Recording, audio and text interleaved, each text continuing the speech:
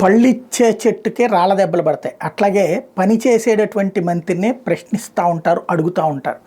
ఇప్పుడు పర్యావరణ వ్యవహారాలు చూసేది, అటవీ వ్యవహారాలు చూసేది పవన్ కళ్యాణ్ గారు.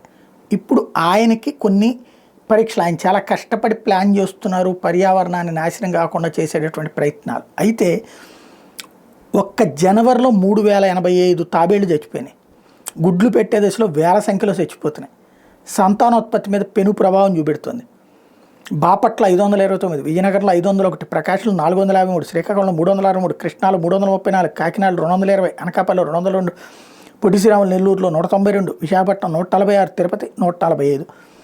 భారత వన్యప్రాణి సంరక్షణ చట్టం 1972 ప్రకారం తాబేళ్లను చంపడం, వాటి గుడ్లను తినడం నేరం. ఈ నేరానికి పాల్పడిన వాళ్ళకి 7 సంవత్సరాల జైలు శిక్షతో పాటు 25,000 జరిమానా ఉంటుంది. ఇది ఏపీ ప్రభుత్వం దాని మీద కఠిన చట్టాలు ఉన్నాయి. కానీ ఏపీ మెరైన్ ఫిషరీస్ రెగ్యులేషన్ చట్టం ప్రకారం తీర నుంచి 8 కిలోమీటర్ల అవతల చేపల వేట చేయాలి. కానీ చాలామంది అక్రమంగా వేట చేస్తున్నారు.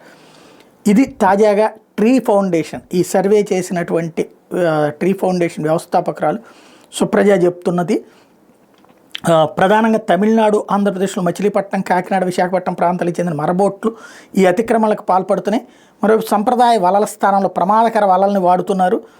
కోన, గిల్నెట్, అటుక, టేకు వలల ప్రభావంతో తాబేళ్లు చనిపోతున్నాయి. విజయనగరం జిల్లా పరిసర ప్రాంతాలు ఇదే తరహా వలలు వాడటంతో 100,000 తాబేళ్లు మృతి చెందినాయి. గత ఏడాది మార్చి 7వ తేదీన కృష్ణా జిల్లా తీరంలో ఒక టేకు వలలో చిక్కుని గుడ్లు పెట్టే దశలో ఉన్న 139 తాబేళ్లు చనిపోయినాయి. తీరానికి 8 కిలోమీటర్ల అవతలే మరబోట్లతో చేపలు పట్టేలా ప్రమాదకర వలలను నిషేధించేలా ప్రభుత్వం చర్యలు తీసుకోవాల్సినటువంటి అవసరం ఉంది. అయితే ఇక్కడ సమస్యల్లా ఇది అమలు చేయిస్తే మత్స్యకారులకు కోపం, అమలు చేయించకపోతే పర్యావరణానికి ప్రమాదం. మరి అదేది కర్ర విరవమంటే పాముకు కోపం, కరవమంటే కప్పకు కోపం చందంగా ఉంది. ఏం చేస్తారో చూడాలి. Sir toilet